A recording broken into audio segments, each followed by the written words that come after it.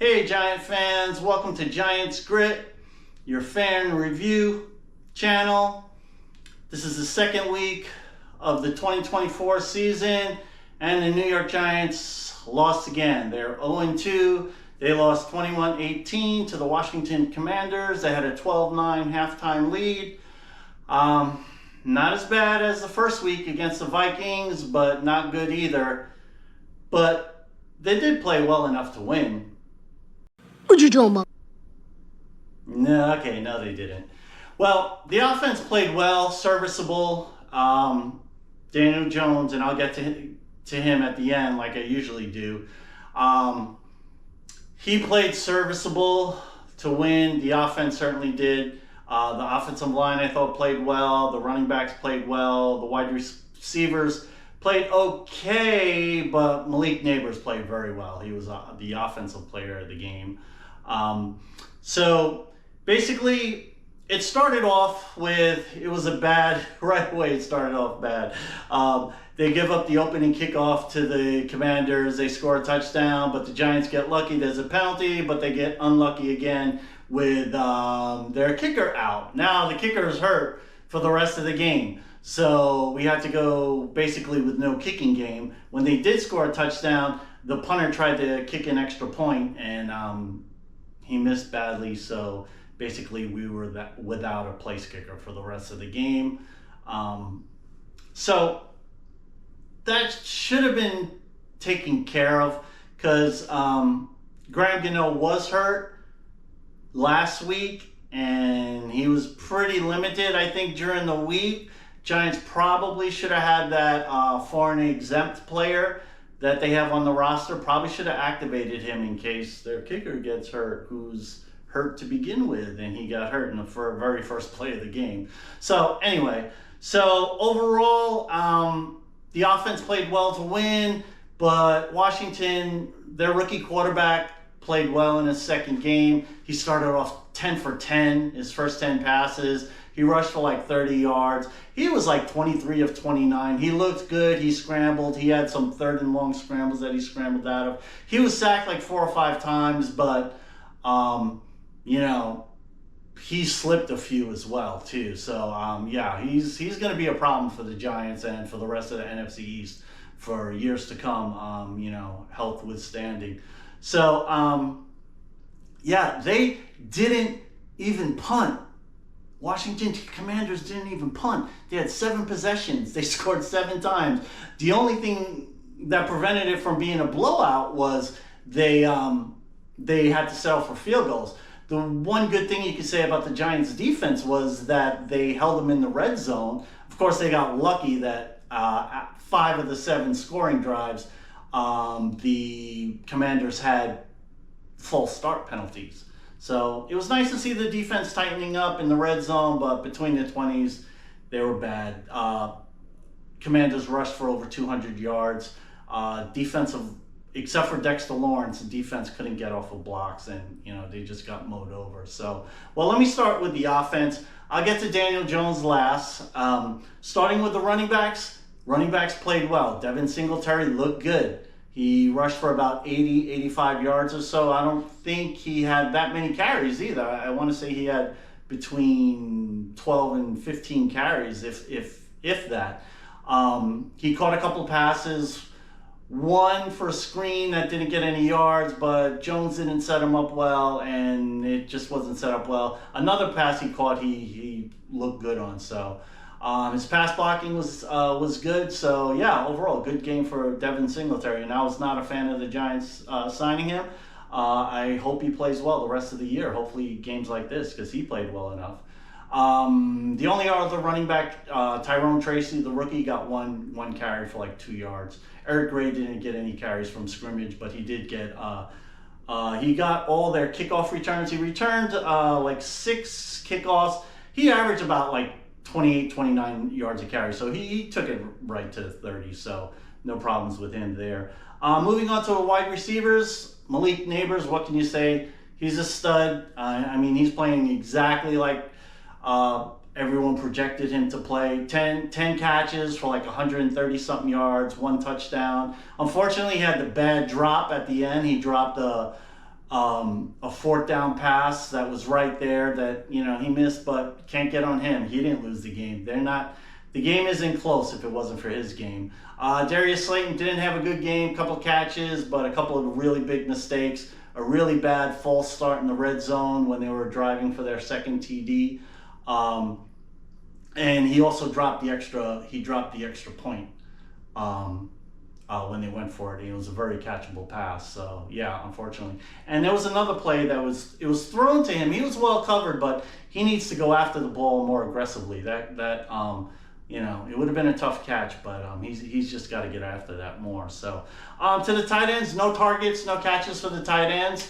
I thought they blocked decently enough. I think Theo Johnson needs to be used more. It looks like on some of the replays he's getting open, and he looks like he can be hard to cover, and he certainly draws coverage. So the Giants really got to target him, work him into it. So Chris Manhart seems to play a lot, but the Giants didn't really hit the edges. Surprisingly, they did well against Washington in the middle, and as announcer Mark Sharif said, not too many teams can successfully attack Washington up the middle, and the Giants were able to do it. It would have been nice if they could have also tried to hit them on the edges. So, all right, and moving on to the offensive line. The offensive line, except for a couple of plays that I can remember, their first play, the first possession, Singletary, that was got thrown for like a 2.5-yard loss. That was when someone knifed in, a couple of Commanders knifed in there. That was one bad one. And then when Daniel Jones did get sacked, they let the pass rush in a little too fast. But you can blame that a little bit on Daniel Jones, because he looked like he shimmied to the right when he should have shimmied to the left, and he maybe could have got rid of it, but that's asking a lot from him. So anyway, overall, I'd give that B- for the line. Overall, I thought they didn't lose this game because of the offensive line. That's a damn sure. So moving on to the defense, the defensive line played horrible. Except for Dexter Lawrence. He didn't have quite as good a game as last week, but he still got pressures, still got tackles even down the field. I mean, and when he was taking a breather, they just ran all over the defensive line. DJ Davison, the rookie Elijah Chapman. I'm not sure if Jordan Riley played, but Nacho, number 93, played. They did not play well, did not get off blocks, got pushed back. Again, Washington rushed for over 200 yards, including like 130-something by Robinson by himself. He could have got even more. And he broke away. He didn't have finishing speed, but he would have finished with like 160 yards rushing. So I even thought they could have ran even more, and they would have ran for even more. If Dexter Lawrence didn't play, they would have probably ran for over 300 yards. That also goes on, moving on to the inside linebackers. Bobby Okereke and Micah McFadden. McFadden was back starting after missing that last week. Darius Moasu, the rookie, he was on the inactive list, which was kind of scary because with McFadden still coming off an injury, they were going to be, might have been short at inside linebacker. Okereke played better than last week. Him and McFadden had like 7 or 8 tackles apiece, but they got caught in the wash a lot. They both missed tackled a lot. McFadden had a really nice, would have had a sack, but he missed it. Jaden Daniels played really well. He slipped out of a lot of would-be sacks, and he's going to be a problem for the Giants and the NFL for his career, health withstanding, like I said before. Yeah, he looked sharp. He didn't play like a rookie. And on the defense, again, he hit 8 different wide receivers. So what does that say? I mean, he spreads the ball around. He looks like he goes through his progressions well. He has nice touch on the ball, rifles it when he needs to. And he was just, it seemed like the Giants were playing a soft zone, and he was finding the open guys. Like, what more could you ask for? So that's for the defensive line. And the inside linebackers. Getting to the edge rushers or outside linebackers, whatever Shane Boland calls them in his defense. Kayvon Thibodeau played better than last week. He got a few pressures, got a couple of quarterback hits. I'm not sure if he got a sack credited, but he did get Jaden Daniels for a yard loss or by the line of scrimmage. I don't know if that goes for a sack or yard loss. I'd have to look at the stats. But Played a little better, but he did not play well against the run. He needs to step it up. I said last week that I wasn't worried about him. He's got to do it. I expected him to have a good game. He seems to have good games against Washington, and he did not have as good a game as expected. Brian Burns, kind of the same thing. You still see that burst that you see that he has, but both of them they were just like late. They had a few rushes that they were just late getting to the quarterback. They just gotta step it up. So anyway, not panicking with them, but those guys are paid to get to the passer, and they're getting the push up the middle for Dexter Lawrence. He can't do it himself. The edge rushers need to get home.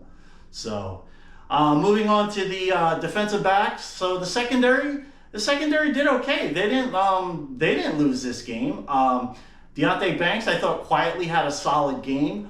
He was on Terry McLaurin, I think, most of the game, and Terry caught like 5 or 6 passes, but I don't think for like over 30 yards. I don't think he averaged more than 5 or 6 yards a catch, and he's a notorious giant killer. So good game by Deonte Banks. No big plays, but solid play out of him.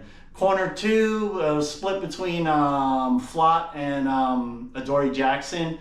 Very quiet games, no real big plays, but again, they couldn't get off the field. I mean, they were back. I mean, I think it was they had them in that soft zone. It worked well in the red zone, and I'll get to more on that later. But definitely the outside corners besides Deonte Banks did not play well. The nickel corner, rookie Drew Phillips, number 22, he played excellent. He had like 7 or 8 tackles, looked like he had good coverage. He got called for a penalty late in the game, which nullified a Tibbs and Burns sack that they combined for. But it was a BS call. It was a horrible call. But yeah, he looks good. There was a scare late in the fourth quarter. Washington ran a misdirection play and for like 30-something yards, and he made the tackle on that play.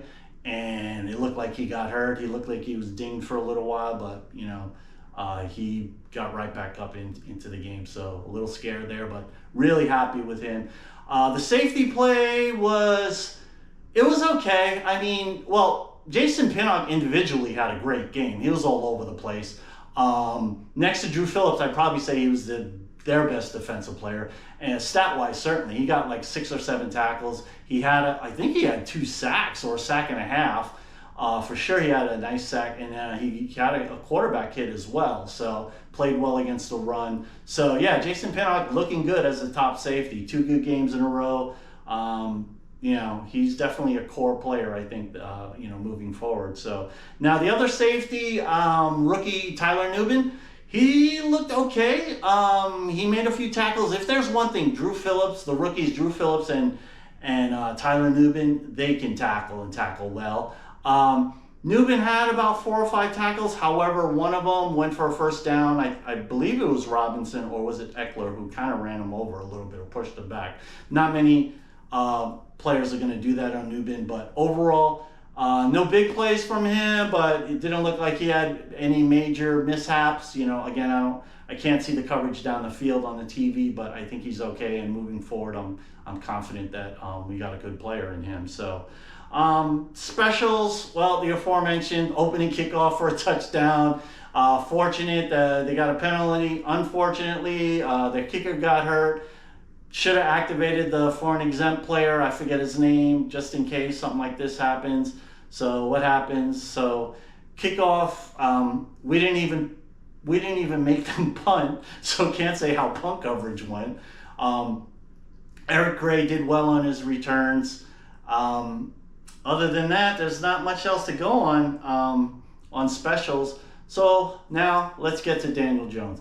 Daniel Jones, looking at the stat sheet, he was like 16 to 28 for 1 touchdown for like 180 yards. That's game manager stuff. That's good for a backup. They would have won probably if they had a kicking game and the defense played just a little bit better. But Daniel Jones is still... Malik Neighbors helped him out. That's what he's got to do. He's just got to go to Malik as often as possible. He's just... Yeah, I mean, I don't want to keep ragging on Daniel Jones. He's a backup level player. He stays on his first read. he had Malik Neighbors open on one third down where he went to Wan'Dale Robinson, who was triple covered, and and Daniel Jones. And he got great protection. There was one play where he got great protection. There was a whole wall there, like 3 or 4 seconds passed by, and he kind of scrambled to his left and then threw it out of bounds. And the announcer, Mark Sharif, was like saying, "Oh, that was a good play by Daniel." I'm like, "No, it wasn't. He should have stayed in the pocket." And then he did what he did several times last week on another play. He drifted to the right towards the pressure. He was able to not get sacked, but still, the point was he's got to stop doing that. So anyway, fingers crossed that he can play well enough this year. I mean, they're going to stay with him, so I'm not expecting too much for this year from the Giants, but you got to hang in there and hope that they just surprise. And the schedule just gets harder now. It just gets harder. So hopefully next week, Giants will get stronger. I might do another video based on that, but at least based on what I think of Daniel Jones. I mean, all the wolves were out on the media over his game last week, and I don't know, the media tends to be too up and down. Now they might be saying, "Oh, see, he just needed the great protection and a number one receiver, and Malik Neighbors did it, and the offensive line did it." No, he's still not a good quarterback. So, all right, folks, thank you. Please like, please subscribe. I also encourage other fans to make fan channels, because YouTube's AI channels, team channels, are getting too high on the algorithm. We need to make some authentic fan channels so we could drive down the AI crap that's coming out that's basically not saying anything, and they're getting a lot of views and a lot of subscribers, which makes 0 sense. So thanks again, folks. Go G-Men. Peace out, y'all.